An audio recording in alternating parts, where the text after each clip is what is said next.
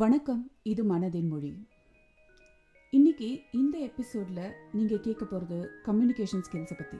ரெண்டு முக்கியமான விஷயத்தை பற்றி நம்ம இன்றைக்கி டிஸ்கஸ் பண்ண போகிறோம். அதில் ஒன்று வேர்பல் கம்யூனிகேஷன், இன்னொன்று வேர்பல் கம்யூனிகேஷனுக்கு அடித்தளமாக ஃபவுண்டேஷனாக அமையக்கூடிய ஆக்டிவ் லிசனிங்.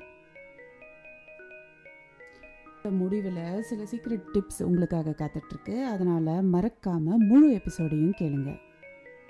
கம்யூனிகேஷன் அப்படின்னா என்னன்னு நிறைய பேருக்கு தெரிஞ்சிருக்கும். ஆனால் தெரியாதவங்களுக்காக நான் சொல்கிறேன். கம்யூனிகேஷன் அப்படிங்கிறது உரையாடல் அப்படின்னு தமிழில் சொல்லலாம். சிம்பிளாக சொல்லணுன்னா இந்த கம்யூனிகேஷனை பேசிக்கலி நம்ம 3 வகையாக பிரிக்கலாம் சாஃப்ட் ஸ்கில்ஸ் டேர்மில். அது என்னென்ன அப்படின்னு பார்த்தீங்கன்னா வேர்பல் கம்யூனிகேஷன், நான் verbal communication and visual communication. இப்போ இந்த வேர்பல் கம்யூனிகேஷன் அப்படிங்கிறது ரொம்ப ஈஸியாக பேரை வச்சே நிறைய பேர் புரிஞ்சுப்பீங்க. நம்ம பேசுகிறது தான் நார்மலாக நம்ம வேர்பல் கம்யூனிகேஷன்னு சொல்கிறோம். சரி, நான் வெர்பல்னால் என்ன அப்படின்னு பார்த்தீங்கன்னா ரிட்டன் டாக்குமெண்ட்ஸ், எழுத்து மூலமாக நம்ம தெரிவிக்கிற எல்லா விஷயங்களையும் நாம் நான் வெர்பல் கம்யூனிகேஷன் அப்படின்னு சொல்லலாம். இந்த நான் வெர்பல் கம்யூனிகேஷனில் வெறும் டாக்குமெண்ட் மட்டும்தானா அப்படின்னு பார்த்தீங்கன்னா கிடையாது. நீங்கள் சொல்ல வர விஷயத்த ஈஸியாக அடுத்தவங்களுக்கு எப்படி வார்த்தை மூலமா புரிய வைக்கிறது அப்படிங்கிறது எல்லாமே இந்த நான் வெர்பல் கம்யூனிகேஷனில் அடங்கும். அது மட்டும் இல்லை, விஷுவல் கம்யூனிகேஷனும் நான் வெர்பல் கம்யூனிகேஷனும் கிட்டத்தட்ட ஒன்று தான். ஏன் ஒன்றுன்னு சொல்கிறேன்னா, விஷுவல் கம்யூனிகேஷன்னா என்னன்னு அதுக்கு முன்னாடி சொல்லிடுறேன். விஷுவல் கம்யூனிகேஷன் அப்படிங்கிறது என்னென்னா, பேசிக்கலி நீங்கள் சொல்ல வர விஷயத்த ஒரு சார்ட் ரூபத்துலேயோ இல்லை ஒரு கிராஃப் ரூபத்துலேயோ ஒன்லி அந்த பிக்சர் மட்டும்தான் நீங்கள் சொல்ல வர விஷயத்த பேசும். இதுக்கு பேர் தான் விஷுவல் கம்யூனிகேஷன்.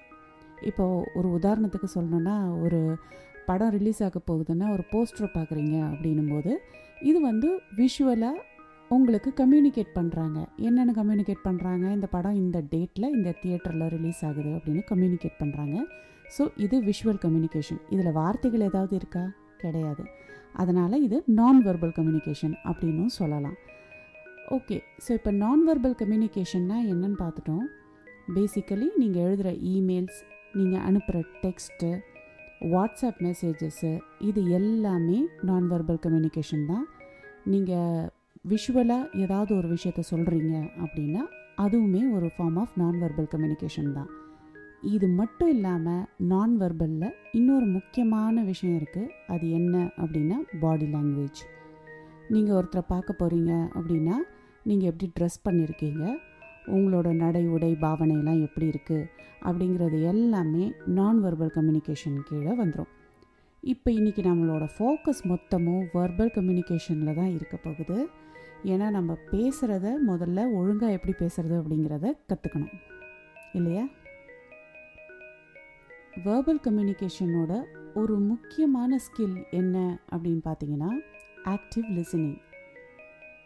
ஆக்டிவ் லிசனிங்னா என்ன அப்படின்னா, நம்ம நார்மலாகவே இது நம்ம லைஃப்பில் பண்ணுற ஒரு விஷயமே கிடையாது. ஏன்னா அடுத்தவங்கள பேச விட்டு கேட்குற மனப்பான்மை யாருக்கு இருக்கோ அந்த மாதிரி ஒரு உலகமகா தெய்வம் வேறு யாருமே இருக்க முடியாது. ஐ எம் நாட் ஜோக்கிங்,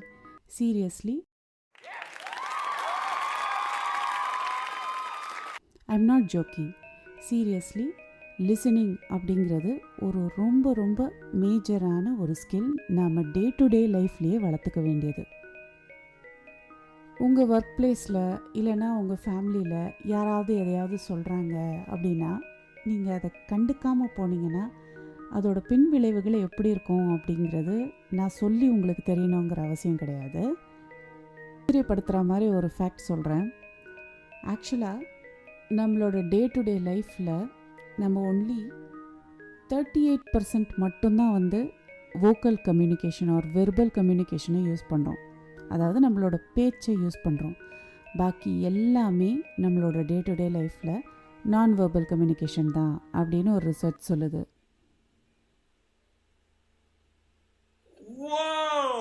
உங்களுக்குலாம் இது ஒரு சர்ப்ரைஸாக இருக்கும்.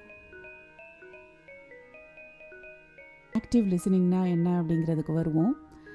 ஆக்டிவ் லிசனிங் அப்படிங்கிறது என்ன அப்படின்னா, கூடுமான வரைக்கும் அடுத்தவங்க பேசுகிறத கவனிக்கிறது. இது ரொம்ப கஷ்டமானு கேட்டால் ஆமாம், கொஞ்சம் கஷ்டம்தான், இல்லைன்னு நான் சொல்ல மாட்டேன். இதை தினமுமே நீங்கள் ப்ராக்டிஸ் பண்ணிங்கன்னா ரொம்ப நல்லது. ஒர்க் லைஃப்பில் ப்ராக்டிஸ் பண்ணிங்கன்னா இன்னும் ரொம்ப ரொம்ப நல்லது. ஏன் நல்லது அப்படின்னு சொல்கிறேன்னா, ஒருத்தங்க உங்கள் கிட்ட வராங்க, ஒரு ப்ராப்ளமோடு வராங்க அப்படின்னா, நீங்கள் அவங்க சொல்கிறத பாதியில் கேட்டுட்டு விட்டுட்டிங்கன்னா எவ்வளோ பெரிய பிரச்சனையாகும். வீட்டில் ஸ்பௌஸ் அப்படின்னா கண்டிப்பாக திட்டுவாங்க.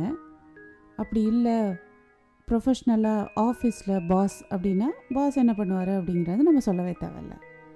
ஸோ ஆக்டிவ் லிசனிங் அப்படிங்கிறது ரொம்ப ரொம்ப ரொம்ப ரொம்ப ரொம்ப power n times important. Okay, ஒரு ஸ்கில் அப்படின்னு சொல்கிறீங்களே, அதை எப்படி தான் வளர்த்துக்கிறது அப்படின்னு கேட்டிங்கன்னா, பேசிக்கலி 4 முக்கியமான விஷயம் இருக்குது நம்மளோட லிசனிங் ஸ்கில்ஸை நம்ம டெவலப் பண்ணுறதுக்கு. விஷயம் என்ன அப்படின்றத சொல்கிறேன். முதல் விஷயம் awareness. Awareness is nothing but நீங்கள் அதுக்குன்னு ஒரு எஃபர்ட்டை போடுறது, அதை பற்றி நிதானமாக யோசிக்கிறது. அதுதான் ஆற்றல் அங்கு பாய்கிறது அப்படின்னு சொல்லுவாங்க. அதனால் உங்களோட எண்ணத்தை அடுத்தவங்க என்ன சொல்கிறாங்க அப்படிங்கிறத கவனிக்கிறதுல செலுத்துங்க. நம்பர் 2, ரொம்ப முக்கியமான இன்னொரு விஷயம் லிசனிங்கை இம்ப்ரூவ் பண்ணுறதுக்கு என்ன அப்படின்னு கேட்டிங்கன்னா, விஷுவலைஸ் பண்ணுறது. ஒருத்தங்க ஏதாவது ஒரு விஷயத்த சொல்கிறாங்க அப்படின்னா அதை நீங்கள் மனசுக்குள்ளே கற்பனை பண்ணி பாருங்கள். அப்படி நீங்கள் கற்பனை பண்ணும்போது ரொம்ப ரொம்ப சுலபமாக உங்களால் அவங்க என்ன சொல்கிறாங்க அப்படிங்கிறத கவனிக்க முடியும். நீங்கள் கிளாரிஃபை பண்ணுறது ரொம்ப ரொம்ப முக்கியம். உங்களோட லிசனிங் ஸ்கில்ஸை நீங்கள் வளர்த்துக்கணும் அப்படின்னா, அடுத்தவங்க என்ன சொல்கிறாங்க அப்படிங்கிறது உங்களுக்கு புரியலை அப்படிங்கிற பட்சத்தில் அதை அவங்கக்கிட்ட கேட்டு நீங்கள் எதை தானே சொன்னீங்க அப்படின்னு கிளாரிஃபை பண்ணிக்கிறதுல எந்த விதமான குத்தமும் இல்லை. டாட். 4வது குவிக் டிப், பேரஃப்ரேசிங் அப்படின்னு இங்கிலீஷில் சொல்லுவோம். பேரஃப்ரேசிங் அப்படின்னா, நீங்கள் எதை தானே சொன்னீங்க, நான் தப்பாக புரிஞ்சுக்கலையே அப்படின்னு திரும்பவும் அவங்கக்கிட்டே கேள்வி கேட்குறதுக்கு பேர் தான் பேரஃப்ரேசிங். இந்த மாதிரி பேரஃப்ரேஸ் பண்ணுறது மூலமாக 2 நல்ல விஷயங்கள் நடக்கும். ஒன்று, உங்களுக்கு ஒரு கிளாரிட்டி கிடைக்கும். இன்னொன்று என்னென்னா, அடுத்தவங்களுக்கு ஒரு அஷூரன்ஸ் கிடைக்கும். ஓ ரைட்டு, நம்ம சொல்கிறத இந்த ஆள் கவனிக்கிறாப்படி அப்படின்னு சொல்லிட்டு ஒரு அஷூரன்ஸ் அடுத்தவங்களுக்கும் கிடைக்கும். ஸோ இந்த 4 டிப்ஸையும் நீங்கள் ஃபாலோ பண்ணி ஒரு ஆக்டிவ் லிசனராக இருந்தீங்கன்னா எனக்கு என்ன கிடைக்கும் அப்படின்னு கேட்டிங்கன்னா, நீங்கள் ஒரு ஆக்டிவ் லிசனர் ஆவீங்க.